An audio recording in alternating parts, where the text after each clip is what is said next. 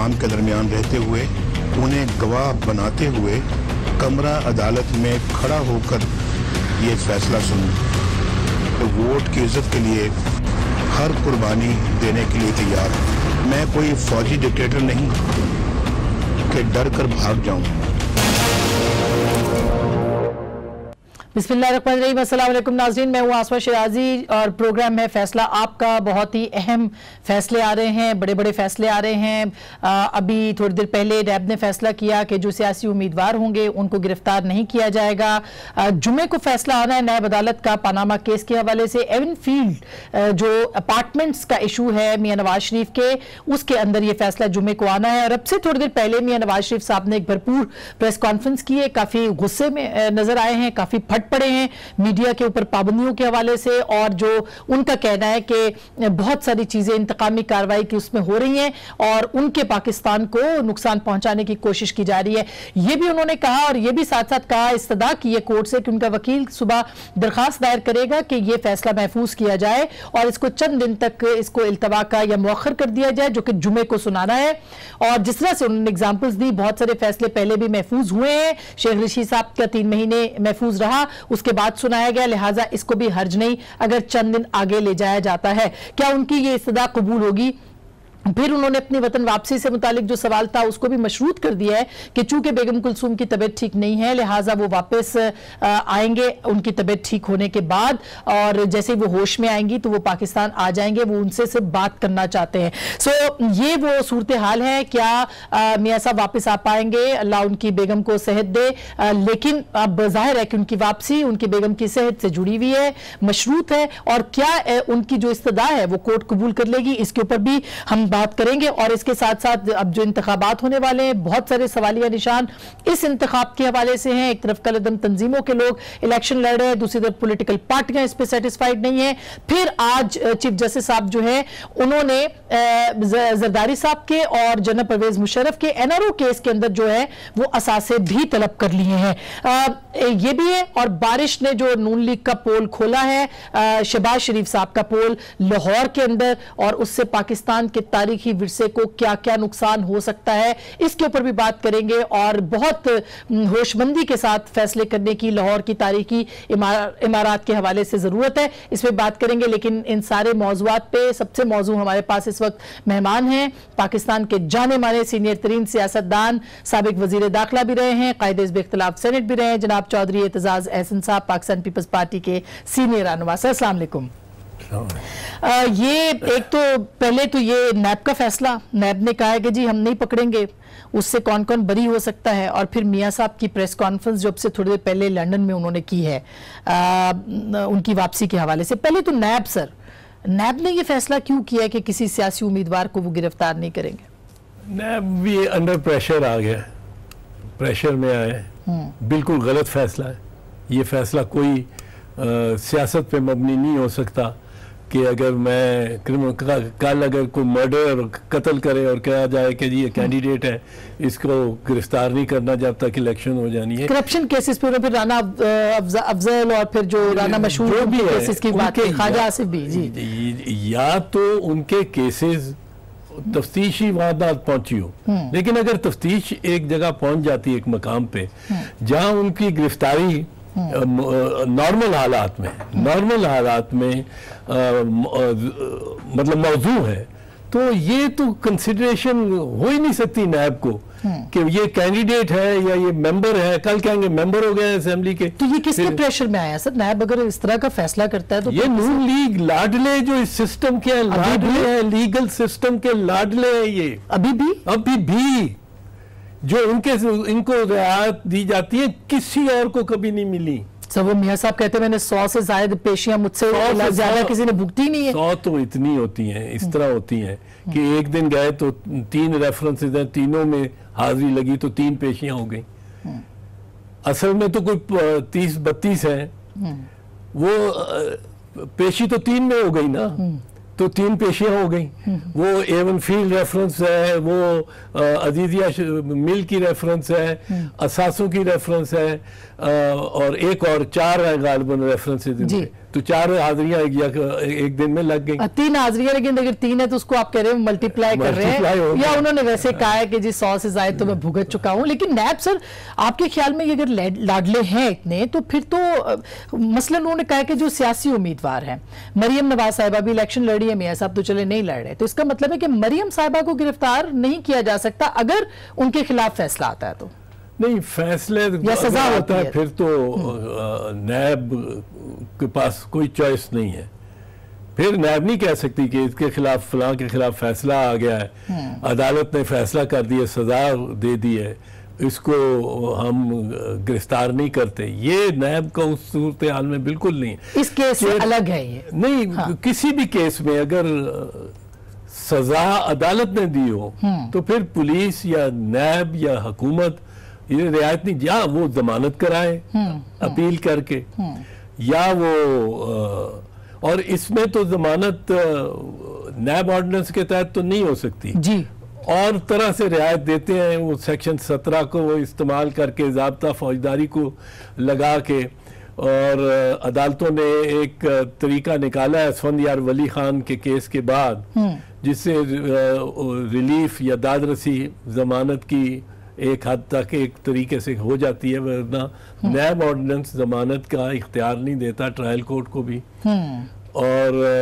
अगर trial court को नहीं है, पैलेट कोर्ट को भी नहीं, पर वो फौजदारी जुरिस्डिक्शन का इस तरह सेक्शन 17 का ये जरा कॉम्प्लिकेटेड। आप ये कह रहे हैं सिर्फ ख्वाजा आसिफ राना, मशहूद राना अफजल वाला, जो उन्होंने स्पेसिफिकली मेंशन भी कर दिया कि उनके केसेस को, उनकी गिरफ्तारियां अभी नहीं की जाएंगी, अदरवाइज अगर फैसला कोई अदालत देती है, सजा देती है मरियम साहिबा को या नवाज शरीफ साहब को, वो तो खैर इलेक्शन लड़े, तो उनको गिरफ्तार किया जा सकता है, वो इससे बाहर होगा। मैं को खुश नहीं हूँगा कि राना अफजल या राना मशहूद या ख्वाजा आसिफ गिरफ्तार हों, पर ये जवाज कोई नहीं है कानून में। ये अगर जवाज उन्होंने नाम भी लिए हैं तो ये लाडले हैं, और ये लाडले, मैं कहता हूँ ये लाडले, मैं कंसिस्टेंटली हमेशा कहते हैं, आप कह रहा हूँ 2 साल से ज्यादा 3 कितना कुछ उनके खिलाफ हो रहा है चौधरी साहब। यानी देखिए, पेशी पे पेशी है, उनको अकामा पे निकाला गया है, क्यों निकाला? कंपेयर करें ना, कोई मुल्जिम जिसके 2 बेटे मफरूर हों, और मैं एक्चुअली मैंने प्रेस कॉन्फ्रेंस नहीं देखी, मैं ये देखना चाहता था कि प्रेस कॉन्फ्रेंस में भी क्या वो कहीं दाएं बाएं नजर आ रहे हैं, मफरूर नहीं थे, वो नहीं थे, आपने देखी? मरियम थी उनके साथ। अच्छा, मरियम थी, चलो, पर 2 बेटे उनके साथ नजर आ रहे हैं, आते जाते उनके साथ उसी घर में रह रहे हैं, जो मुतनाज़ा घर है, जिसकी मलकियत का मामला है सारा, और मतलब है बेटों से ये नहीं पूछे के आएंगे मियाँ साहब, 20 मरतबा गए हैं इस केस के बाद, और बेटों से ये नहीं पूछा कि यार ये तुमने कहां से लिए, कैसे लिए, तुम्हारी बहन और तुम्हारा बाप रुसवा हो रहा है, पेशियां भुगत रहे हैं इनके पीछे, अगर तो फर्ज करो उन्हीं के नाम है, उन्होंने लिए, अपनी कमाई से लिए, यार तुम अजीब लोग हो, 2 भाइयों मफरूर हो, बहन को और बाप को जलील करा रहे हो, पेशियां पढ़वा रहे हो, और ये नहीं बताते, मुझे ही बता दो। हमारी जो तालीम है वो इस तरह की है कि बस्ते में एक नई पेंसिल निकल आती थी तो माँ पूछते, जब तक तसल्ली नहीं हो जाती थी कि कहाँ से आई, कि ये किसी ने मतलब है गिफ्ट। सर आप तो ये कह रहे हैं कि मियाँ साहब जो है वो हुसैन नवाज से पूछेंगे मुझे क्यों निकाला? I mean, नहीं मुझे क्यों निकाला, मुझे क्यों अंदर करा, ये घर तुमने जी हाल। लेकिन हुसैन नवाज कह चुके हैं कि ये उनको दादा ने दी थी प्रॉपर्टी, मनी ट्रेल उनकी दादा से पूछे। सर मनी ट्रेल तो एवन फील्ड की नहीं पेश कर सका कोई भी, ना मियां साहब JIT भी नहीं कर सकी, इसी वजह से सजा उनकी यकीनी है। मैं ये कहता हूँ, मुझे ये कोई इल्म नहीं है कि सजा, कल वो कहेंगे इत्तेजाज अहसन तो पहले से कहता था सजा हो रही है, पर इस वजह से कि उन्होंने कोई सफाई पेश ही नहीं की, कोई मनी ट्रेल दी नहीं, कोई उसका जवाब ही नहीं दिया कि ये उनकी फैमिली में कैसे आए। और सेक्शन 10 जो नैब ऑर्डिनेंस है वो तमीज नहीं करता कि मियां नवाज शरीफ के नाम हो, अगर वो बेनामी है, बेनामी दारों के पास भी है, और बेनामी दार खुद मियां नवाज शरीफ ने खुद मियां मोहम्मद नवाज शरीफ ने कौम से खिताब में ये कहा कि जो रिश्वत की कमाई से दौलत बनाता है वो असासे बनाता है, वो अपने नाम नहीं रखता। जी, ये उन्होंने खुद कहा। जी, तो मियां नवाज शरीफ के नाम तो कोई इल्जाम ही नहीं है कि मियां नवाज शरीफ के नाम है। फिर तो आप उनके बात को सेकंड कर रहे हैं कि वो कह रहे हैं कि जी मेरे नाम पे तो कुछ है ही नहीं। नहीं तो बेटों के नाम, सर है तो लीगल कैसे? नहीं, उसको कानूनी एतबार से साबित करना। सेक्शन 10 नैब ऑर्डिनेंस का, और ये सेक्शन 10 नैब ऑर्डिनेंस का ही नहीं, जो मियां साहब ने 1997 में एहतसाब एक्ट बनाया था 1997 में मियां साहब की अपनी गवर्नमेंट में, उसमें भी यही प्रोविजन थी। जो 1947 में anti corruption prevention of corruption act इंसदाद रिश्वत सतानी और बदउनवानी एक्ट 1947 में था, उसमें भी यही था कि ये तो वरना तो बहुत आसान है ना। लेकिन चौधरी साहब अब वो ये कह रहे हैं कि हम इस्तदा कर रहे हैं कि जहां इतना आपने किया है, इतनी लंबी पेशियां हुई हैं, सब कुछ हुआ है, तो अब फैसला महफूज कर लें, इसको जुमे को ना सुनाए। माननी नहीं चाहिए उनकी, 5-10 दिन दे देने चाहिए। मैं तो समझता हूँ इतने तो कर लेना चाहिए। वो कह रहे हैं चंद हफ्ते आप इसको वो बुनियादी तौर पे चाहते हैं इलेक्शन के बाद हो, और उसकी वजह अगर इलेक्शन के बाद का कहना चाहते हैं, हफ्ते उन्होंने कहा है, चंद हफ्ते। जी, वो कहे चंद हफ्ते, अगर इसको भी आप चंद हफ्ते यानी इलेक्शन के बाद। जी, उसकी वजह ये है बुनियादी तौर पे कि वो ये नहीं चाहते कि मरियम नाअहल हो जाए इलेक्शन से पहले। मरियम इलेक्ट हो जाए, वो इलेक्ट हो जाए, वो आ जाए असेंबली में, और फिर अगर मतलब असेंबली में अगर आगे फैसला अगर आएगा तो असेंबली में होंगी तो भी तो वो सजा तो होगी। सजा तो होगी, पर अगर मरियम को भी होगी बाय द वे, क्योंकि वो ये कहती हैं कि 28 जुलाई के फैसले में उनका नाम नहीं है कहीं पे भी। नहीं, उनका मसला ये है कि उन्होंने जो डॉक्यूमेंट्स पेश किए ना, वो बेचारी तो अपने भाइयों को बचाते बचाते फंस गई है। असल में मालिक मरियम है, लेकिन दो भाइयों को बचाने के लिए और उनको बाहर रखने के लिए, उनको चूंकि वो मफरूर हैं और इनको ये है कि ये तो पकड़े नहीं जाएंगे, ये सरेंडर नहीं करेंगे। हालांकि आपको याद होगा कि हुसैन नवाज ने इंटरव्यूज में कहा कि जब अदालत बुलाएगी, सुप्रीम कोर्ट बुलाएगी, कोई अदालत बुलाएगी, हम सारे दस्तावेजात लेके आएंगे। तो अब वो बाप भी उनसे नहीं पूछता कि ये नई पेंसिल बस्ते में कैसे आई। तरबियत ही अजीब है ये, मैं समझता हूँ तरबियत ही अजीब है। लेकिन जो सब अगर सजा होती है मियां साहब को, तो कितनी सजा एक्सपेक्टेड है? क्योंकि आपने एक हवाला दिया, एक हवाला मैं थोड़ी देर पहले पढ़ी थी कि नैब का सेक्शन 14 ये कहता है कि अगर वो साबित नहीं भी होता उनके के बच्चों की, अगर कोई अवामी नुमाइंदा रहा है या पब्लिक ऑफिस होल्डर रहा है, तो बच्चे नहीं भी, उनकी जो जायदाद है वो छुपाई जाती है तो बाप के नाम पर ही होगी या अवामी नुमाइंदे के नाम पर ही होगी, वो जिसको कि आप बेनामीदार कहते हैं, जो भी। तो कितनी सजा इसके अंदर है सर? अगर सेक्शन 10 के तहत सजा जो है जी, सजा तो 14 साल है, अप टू 14 ईयर्स। 14 साल अप टू 14 ईयर्स, 14 साल तक। और जब 14 साल तक हो तो ये अमूमी ये समझा जाता है कि अदालत 1, 2, 3, 4 साल नहीं दे सकती, क्योंकि वो contrary to the spirit of the section हो जाएगी। 10 साल दे सकती है, 7 साल भी शायद दे सकती है, मतलब है मुनासिब हो, पर 14 साल विच में extend up to 14 years rigorous imprisonment बा मुशक्कत।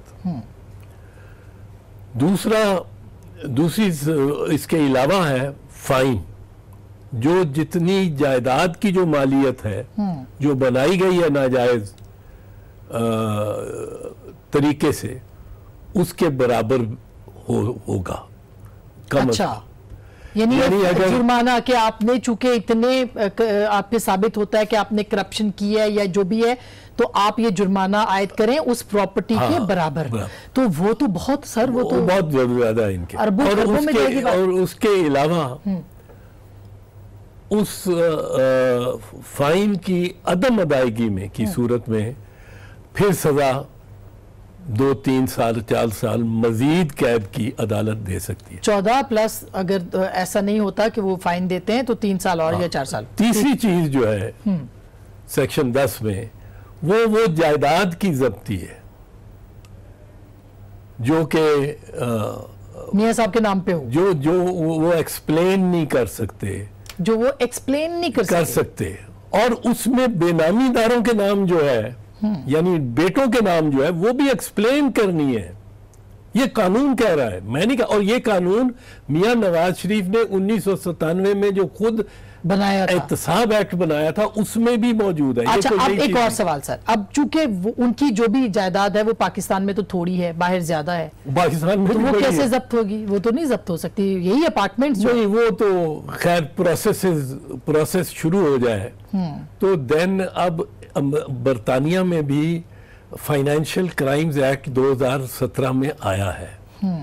अब तो बहुत आसान हो गया है जुडिशल प्रोसेस को। अब एक ये भी देखें कि मियां नवाज शरीफ जब कहते हैं कि मुझे वहां मौजूद होने दो जी, वो कहते हैं मैं अदालत में मौका हो के मैं खड़ा होके सुनूं, यानी वो तस्लीम कर लिया उन्होंने उस दरखास्त के जरिए कि ये कार्रवाई तो दुरुस्त है।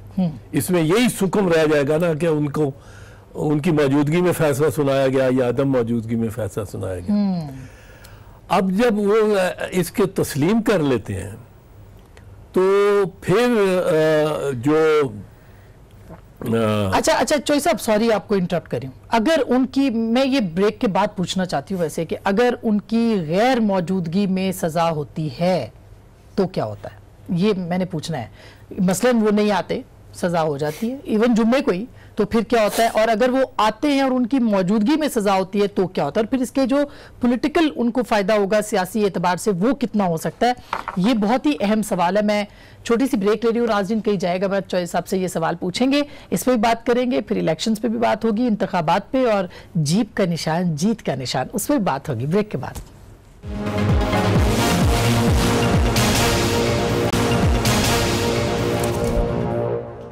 वेलकम बैक नाज़रीन, एक दफ़ा फिर आपको खुशामदीद कहते हैं। इंटरेस्टिंग है जो चॉइस साहब बता रहे हैं कि एक्सपेक्टेड सज़ा अगर होती है, हमें कुछ नहीं मालूम, ये जुमे कोई फ़ैसला होगा या इसके बाद जब भी फ़ैसला होगा तो क्या हो सकता है। लेकिन चॉइस साहब, आपने जैसे कहा कि अगर गैर मौजूदगी में सज़ा होती है तो उसका अलग होता है मतलब, या कानूनी पहलू, ये कुछ समझ में नहीं आया। मसलन वो नहीं आते, मियां साहब नहीं आते, सजा टेक्निकली लीगली उनको सुनाई जा सकती है। ट्रायल इन एब्सेंशिया नहीं हो सकता कि सारा ट्रायल ही इन एब्सेंशिया। वो लियाकत हुसैन का केस है, सुप्रीम कोर्ट की जजमेंट है 1999 की, पर ट्रायल अगर पार्टिसिपेट किया हो और फिर अदम मौजूदगी में सजा सुनाई जा सकती है। ये अदम मौजूदगी में आपको मालूम है वो मारूफ जब टेपें चली थी सैफुर रहमान की और लॉ मिनिस्टर की और जज साहब की और फिर चीफ जस्टिस राशिद अजीज खान मरहूम की, तो इन सब की जो टेपें चली थी वो बीबी शहीद को इन एब्सेंशिया सजा कराने के लिए खुद मियां नवाज शरीफ ने जजों को ये कहा कि सजा दो जब बीबी मौजूद नहीं थी। सितम ज़रीफ़ी देखो हालात की कि आज वो ये सोच रहे हैं कि अदम मौजूदगी में सजा हो ना हो। बीबी शहीद के बारे में वो टेप्स सारी दुनिया ने सुनी। जी बिल्कुल कि इनको सजा दो। मलिक कयूम कह रहे हैं कि नहीं 7 साल नहीं दूंगा 5 साल दूंगा, तो फिर वो सैफुर रहमान कह रहा है वो मियां साहब बड़े नाराज होंगे, वो आज ही सजा देनी थी, वो कहता है कल दे दूंगा, वो कहता है वो 7 साल पूरे दो, कहता है नहीं 5 साल बड़े हैं, वो कहता है 5 साल नहीं बड़े, कहता है 7 सारी जायदाद तो जब्त करूंगा, सारी मनकूला गैर मनकूला जायदाद तो जब्त करूंगा। ये तो मियां नवाज शरीफ ने खुद सजा करवाई। फिर आफ्ताब शेरपाव का भी इसी तरह हुआ था इन एब्सेंशियो। एक MQM का अशफाक अहमद, उसका भी इसी तरह हुआ। इसाक डार साहब का भी शायद इसी तरह से कहते हैं एब्सेंशिया में उनको सजा हुई थी या ट्रायल हुआ था इवन। ट्रायल इसाक डार तो स्लिपरी कस्टमर है वो तो लेकिन वो तो पहले ही जाके प्राइम मिनिस्टर के जहाज पे रूस के किसी शहर में जाके और गायब हो गया। अच्छा अब लेकिन जैसा अभी ये जो मरियम साहिबा को अगर सजा होती है कैलबरी वाले में या उसमें जो भी इस वक्त उनके ऊपर 2 मुकदमात हैं दस्तावेज़ात के अंदर गलत मालूमात देने ट्रस्ट डीड के हवाले से भी। तो आप ये समझते हैं कि वो फिर वो भी एब्सेंशिया में अगर होती है तो उससे कोई फर्क नहीं पड़ता? हाँ, एब्सेंशिया में मैंने वो चैलेंज कर 3 बड़े केस बताए हैं। वो चैलेंज कर सकते हैं इसको, वो चैलेंज कर सकते हैं और चैलेंज अपील भी एंटरटेन हो सकती है without their in their absence. तो मुझे नहीं ख्याल मियाँ साहब का वापस आने का इरादा है। वो ये देखेंगे जो बुनियादी तौर पे वो चाहते हैं देखना कि इलेक्शन में अगर सज़ा से पहले मरियम इलेक्ट हो जाती हैं, असेंबली में आ जाती है, तो फिर चाहे शहबाज शरीफ भी इलेक्शन में आया हो, वो शहबाज शरीफ का जो सारी करप्शन का बेनकाब हुई है ये बारिश से, वो मैं उस पे आऊंगा। आपने कहा कि बाद में हमने उसके ऊपर रिपोर्ट भी बनाई हुई है, उस पे बात करेंगे आपसे। हाँ जी। तो ये जो मरियम, अगर मरियम असेंबली में आ जाती हैं और ये नवाज शरीफ पीएमएल नवाज को अक्सरियत नहीं मिलती, कुछ सीटें तो मिलेंगी और इम्कानी तौर पे हो सकता है इंडिपेंडेंस वगैरह को फिर कहीं मिला के या कुछ वो अपनी largest single party in opposition हो जाए, तो फिर लीडर ऑफ द ऑपोजिशन बन जाए वो। इससे पहले के सजा हो, इससे पहले तो एक पॉलिटिकल इशू और हवाले से बन जाए। फिर अगर Maryam as leader of the opposition सजा से पहले और सजा उसके बाद अनाउंस करनी हो जिस दिन अदालत ने, उस दिन ये कोशिश करें अब मरियम की वजह से कि वहाँ 50-60 हज़ार का क्राउड आ जाए, एक गड़बड़ का पूरा मरियम के पीछे लोग आ जाएंगे। इन एब्सेंशिया अगर सजा हो रही हो जुम्मे को तो कोई लोग नहीं आएंगे, ना नवाज शरीफ होगा ना मरियम होगी। तो इन्होंने ये थिंक थ्रू किया हुआ होगा, मियाँ साहब का बड़ा वो आगे की सोचते हैं। तो ये तो फिर इसका मतलब ये कि अगर ये फैसला हो जाता है, मरियम नहीं आती, वो जीत के आती हैं, बनती है, तो वजीर आजम के कैंडिडेट तो शहबाज शरीफ साहब हैं, लेकिन अपोजिशन के लीडर के तो नहीं है, वो तो लीडर ऑफ द अपोजिशन नहीं होंगे। शहबाज शरीफ ना वजीर आजम का कैंडिडेट, ना लीडर ऑफ द अपोजिशन, ना लीडर ऑफ द अपोजिशन का कैंडिडेट। इंटरेस्टिंग। लेकिन वो इनके खानदान में जो दरार है वो बड़ा क्लियर है। Nawaz Sharif is not going to accept Shehbaz Sharif. Shehbaz Sharif भी अब मतलब मैं सर वो तो कह रहे हैं मैं एस्टेब्लिशमेंट के साथ चलने को तैयार हूं, मैं नेशनल गवर्नमेंट बनाऊंगा, मतलब यहाँ तक इसी वजह से मियां मोहम्मद नवाज शरीफ उनको एक्सेप्ट नहीं करेगा। तो इसका मतलब है कि वहां रुकने से नुकसान शहबाज शरीफ साहब को होगा। जाहिर है उनकी कैंपेन नहीं चल रही, उनका वोटर बदल हो सकता है, उनके जो कैंडिडेट्स है वो बदल हो रहे हैं, वो आपने देखा है इस तरह से। तो इसका मतलब है उसका नुकसान टोटल शहबाज शरीफ साहब को होगा। और अगर वो आ जाते हैं और कैंपेन चलाते हैं या फिर जेल चले जाते हैं तो फायदा शहबाज शरीफ को होगा। तो वो शहबाज शरीफ साहब को फायदा नहीं देना चाहते आपके ख्याल में? बिल्कुल नहीं, हरगिज नहीं, हरगिज नहीं। और ये उनके लिए बहुत बड़ा मसला रहा है। पार्लियामेंट्री पार्टी के सामने अनाउंस करके कि वजारत उज़्मा, उसको वजारत उज़्मा नहीं दी, शायद खाकान अब्बासी कहीं से निकाल के ले आए। ठीक ठीक ठीक। अच्छा, ब्रेक से पहले सर मैं क्विकली एक पूछ लूँ, ये जो जीप का निशान है, बहुत सारे आज़ाद लोगों को जीप मिल रही है, ये शहबाज शरीफ साहब के साथ जा सकते हैं या इमरान खान साहब के साथ जाएंगे या जरदारी साहब के साथ जाएंगे?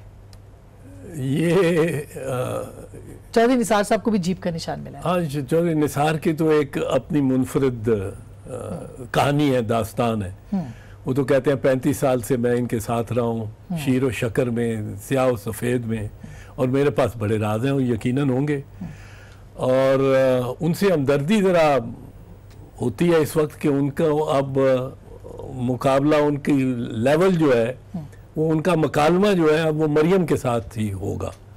वो नवाज शरीफ के साथ वो कोशिश करते हैं कि नवाज शरीफ को वो एक है, लेकिन उनका उसका निसार अली का मुकाबला मरियम के साथ ही है। और मरियम एक स्ट्रॉन्ग एलिमेंट है नून लीग के वोटर के निगाह में।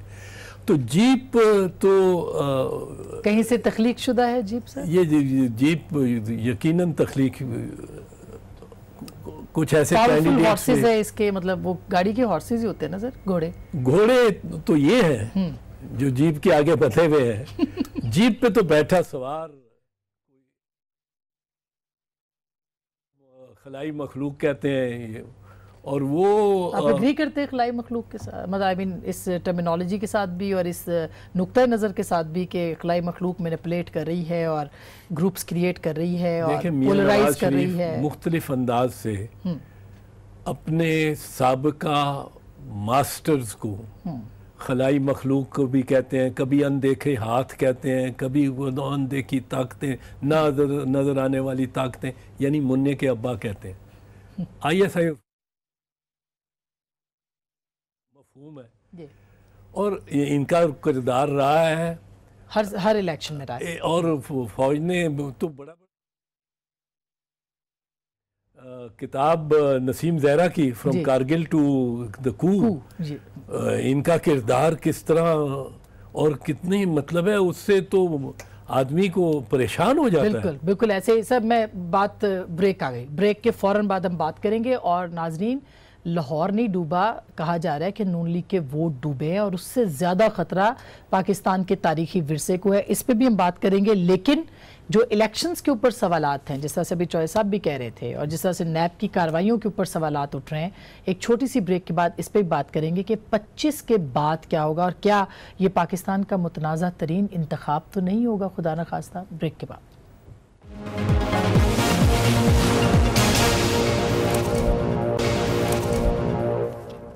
वेलकम बैक नाज़रीन, एक दफ़ा फिर आपको खुश आमदीद कहते हैं। मैंने ये सोचा था कि जो मैंने रिपोर्ट तैयार करवाई है, हमारी टीम ने की है, हमारे कंटेंट प्रोड्यूसर ने उसको आखिर में चलाऊं, उसको खींच रही थी, लेकिन बहुत अहम इशू है। पाकिस्तान का जो तारीख़ी विरसा है वो बारिश में, जो बारिश हुई है उसने वाकई पोल खोल दिया है। मेकअप उतर गया है, कॉस्मेटिक किस्म की जो तब्दीलियाँ थी उसने, बारिश ने उसको धो दिया है। क्या हाल हुआ है लाहौर का, पहले मैं वो आपको दिखाती हूँ, और क्या इससे नून लीग को पॉलिटिकली नुकसान होगा या नहीं ये भी आपको बताएंगे। लेकिन पहले ये रिपोर्ट देखिए जो अली सलमान ने, हमारे कंटेंट प्रोड्यूसर ने तैयार की है। लाहौर में मानसून की पहली बारिश क्या हुई?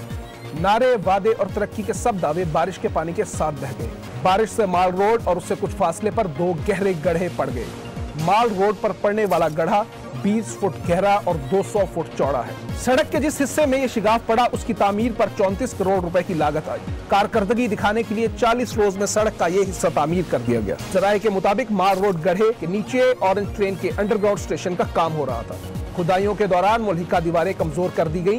मानसून से कबल अंडरग्राउंड स्टेशन में आरजी पिलर्स भी नहीं बनाए गए, जिसकी वजह से खोखली सड़क तेज रफ्तार बारिश को बर्दाश्त न कर सकी और इसमें शिगाफ पड़ गया। अखबारी मालूमात के मुताबिक 35 अरब की लागत से ऑरेंज ट्रेन के अंडरग्राउंड स्टेशन को तामीर किया गया, मगर यह स्टेशन भी मुबैना तौर पर पानी से भर चुका है और अपने इर्द गिर्द मौजूद तारीखी विरसे को तबाह कर देने के लिए काफी है। मंसूबे के खिलाफ लाहौर हाई कोर्ट से रजू करने वाले दरखास्त गुजार अजहर सदीक एडवोकेट ने GPO चौक माल रोड पर पड़ने वाले शिगाफ के मामले पर बात करते हुए कहा है कि जो शिगाफ जो पड़ा है ना, उससे जो आपका विरसा है वो बुरी तरह बुनियादें मुतासर होने का खदशा है। GPO का, सुप्रीम कोर्ट की बिल्डिंग का और हाई कोर्ट की बिल्डिंग का, और हमने ये बाकायदा मुतालबा कर दिया है कि इस प्रोजेक्ट पे काम रोक दिया जाए और इंटरनेशनल कंसल्टेंट बुलाया जाए जो आके ये डैमेज देखें कि डैमेज कितना है। क्या अदालत इन तारीखी इमारत को बचा सकेगी?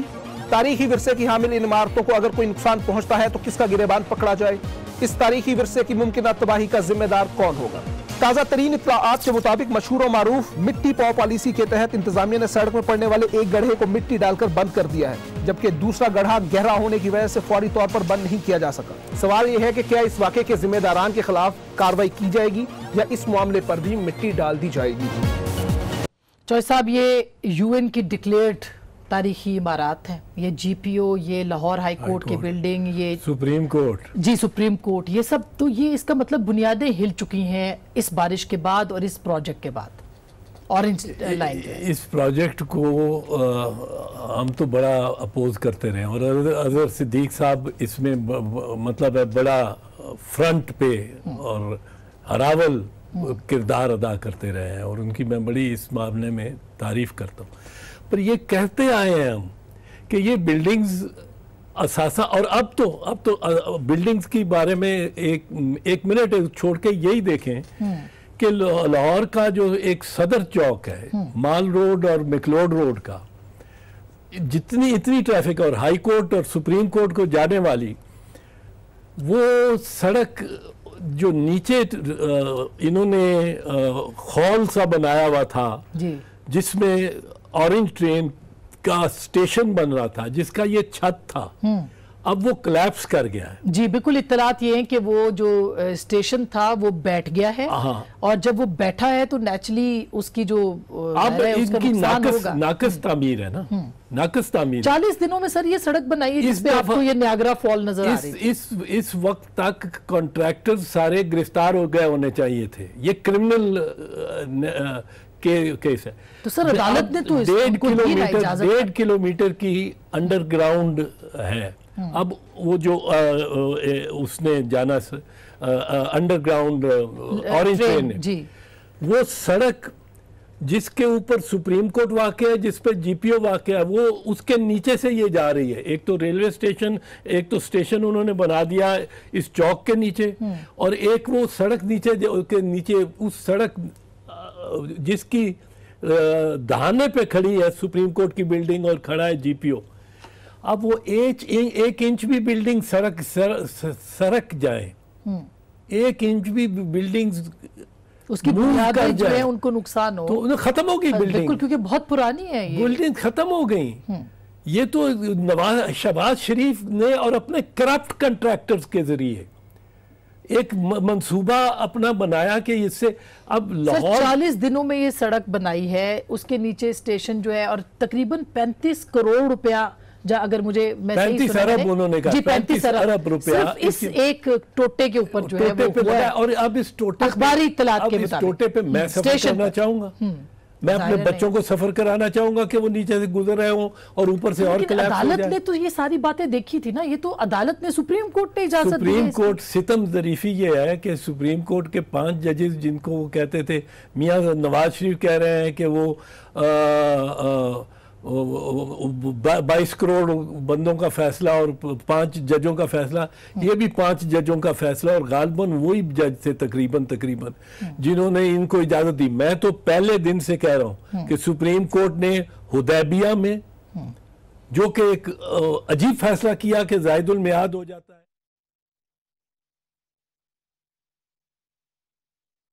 10 साल गुजर गए, अब मैं पकड़ नहीं सके मुझे, तो अब आप मुझे ट्राई नहीं कर सकते। और एक ये तोहफे 2 दिए, एक ये तोहफा दिया ऑरेंज ट्रेन का, सुप्रीम कोर्ट ने दिया, बिल्कुल दिया। मैं सुप्रीम कोर्ट को